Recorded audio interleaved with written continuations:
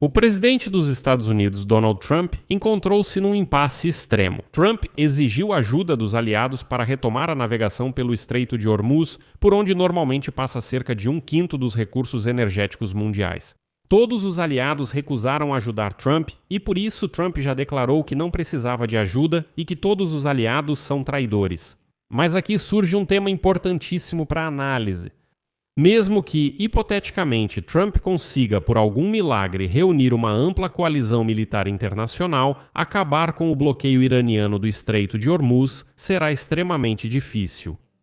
Em resposta ao ataque dos Estados Unidos e de Israel em 28 de fevereiro, o Irã utilizou drones, mísseis e minas, tornando essa rota aquática estrategicamente importante e insegura para os enormes navios-tanque de petróleo e gás que cruzavam o estreito diariamente em velocidade extremamente baixa. E agora, os assessores de Trump não conseguem responder como exatamente pretendem desbloquear o Estreito de Hormuz. Meu nome é Alexei Petty, este é meu projeto autoral Teorias da Conspiração, no qual nós, juntos, desmascaramos essas belas teorias conspiratórias e analisamos de forma sóbria processos geopolíticos complexos.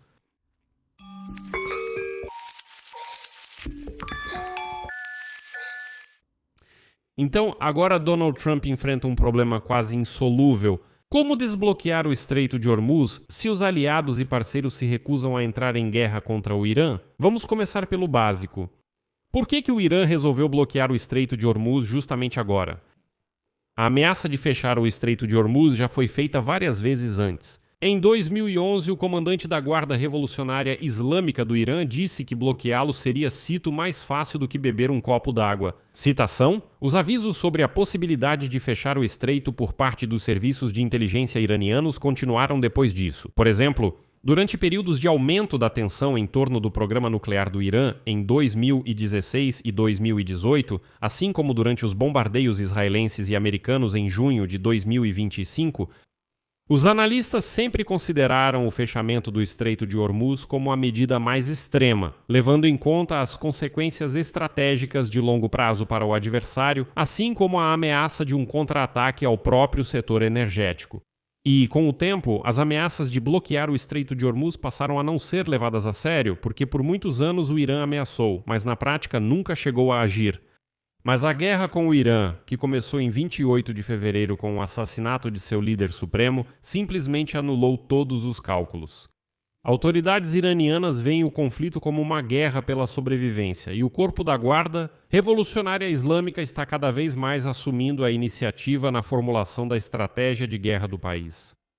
Mas aqui está a principal questão. O que está em jogo? Um estreito corredor de água entre o Irã e Omã, que conecta o Golfo Pérsico ao Golfo de Omã, é a única saída para o mar aberto. Para países produtores de petróleo e gás, como Iraque, Irã, Catar, Kuwait e Emirados Árabes Unidos. Ainda há a Arábia Saudita, mas ela pode sair pelo Mar Vermelho. Os preços do petróleo subiram brevemente para os máximos de 2022 na segunda-feira. Segundo dados da Organização das Nações Unidas, os preços altos do petróleo podem provocar uma nova crise do custo de vida semelhante à que ocorreu em 2022. Além disso, a ONU já calculou que nos próximos dias dezenas de milhões de pessoas estarão sob ameaça de fome. Um conflito prolongado também pode provocar um choque no mercado de fertilizantes, criando uma ameaça à segurança alimentar global. De acordo com o Kepler, cerca de 33% dos derivados de petróleo e do fornecimento mundial de fertilizantes, incluindo enxofre e amônia, passam pelo Estreito de Hormuz. Os temores de uma crise econômica global, semelhante à que se seguiu aos choques do petróleo no Oriente Médio nos anos 70, também podem aumentar em caso de uma guerra prolongada. Mas, aparentemente, por que é tão difícil garantir a segurança da navegação no Estreito de Hormuz? Essa é a pergunta mais interessante que responde à próxima. Por que Trump terá tanta dificuldade para desbloquear o Estreito de Hormuz? E aqui é muito importante olhar para a geografia. As rotas de navegação têm apenas 2 milhas náuticas de largura, exatamente nesta região. Tanto os navios quanto os petroleiros fazem uma curva acentuada bem em frente às ilhas pertencentes ao Irã e à costa montanhosa, que oferece abrigo para os militares iranianos. Basicamente, os petroleiros que passam pelo estreito estão sempre totalmente expostos.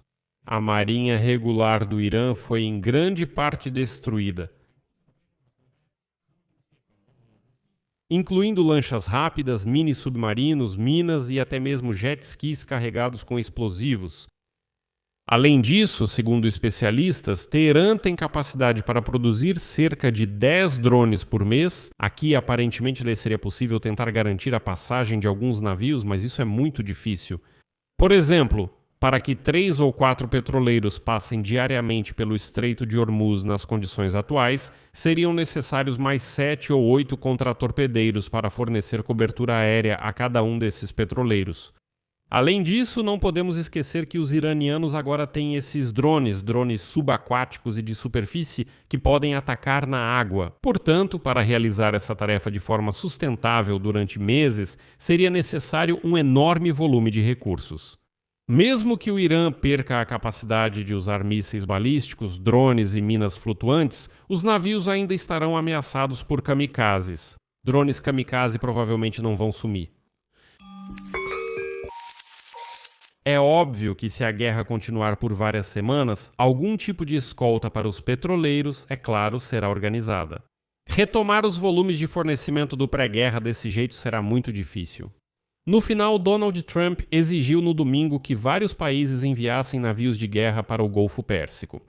Semanas antes, Donald Trump orientou a Corporação Financeira de Desenvolvimento Internacional dos Estados Unidos a oferecer seguro e garantias a empresas de navegação. Mas antes mesmo de Donald Trump fazer sua exigência, o presidente da França, Emmanuel Macron, disse que vários países europeus e asiáticos planejavam organizar uma missão conjunta para garantir a proteção, mas somente após o fim da guerra. A Alemanha imediatamente declarou que está cética até mesmo em relação aos esforços da missão europeia no Mar Vermelho, porque considera que ela é pouco eficaz. Sem contar o envio de navios ao Estreito de Hormuz. Japão e Austrália anunciaram na segunda-feira que não enviarão navios de guerra para escoltar embarcações no estreito. Até mesmo aquele cenário hipotético que discutimos é difícil de acontecer. Também é importante lembrar da experiência dos anos anteriores. Os Houthis do Iêmen bloquearam a maior parte da navegação no Mar Vermelho por mais de 2 anos, apesar dos esforços das forças navais dos Estados Unidos e da União Europeia. Lá já havia uma coalizão conjunta. A maioria das companhias de navegação ainda utiliza uma rota significativamente mais longa pelo extremo sul da África. O canal de Suez está atualmente muito subutilizado, mesmo com os Houthis tendo cessado os ataques em massa a petroleiros. Mas o que fazer então? E existem outras rotas para contornar o Estreito de Hormuz? Os Emirados Árabes Unidos e a Arábia Saudita estão tentando encontrar maneiras de contornar esse estreito construindo novos oleodutos. Ambos os países já possuem oleodutos que contornam o Estreito de Hormuz, mas surge outro problema. Hoje, os Houthis ameaçam bloquear novamente o Estreito de Bab el-Mandeb, que fica aqui, no Mar Vermelho. E o Irã atacou um terminal dos Emirados, que justamente ajuda a contornar o estreito. O petróleo vai direto para o Golfo de Omã. Por isso, para Trump, será extremamente difícil desbloquear o Estreito de Hormuz. E ainda o espera uma grande revelação de que não se pode ofender aliados e parceiros. Afinal, não está descartado que você ainda precise recorrer a eles por ajuda. Amigos, escrevam sua opinião, suas conclusões nos comentários abaixo deste episódio. Inscrevam-se no canal, ativem o sininho e não se esqueçam de deixar o like. Se quiser apoiar nosso canal no YouTube, faça uma doação, torne-se patrocinador ou assine. Todos os links e informações estão na descrição do vídeo. Ficarei grato por qualquer apoio de vocês. É isso por hoje. Cuidem-se. Tchau a todos.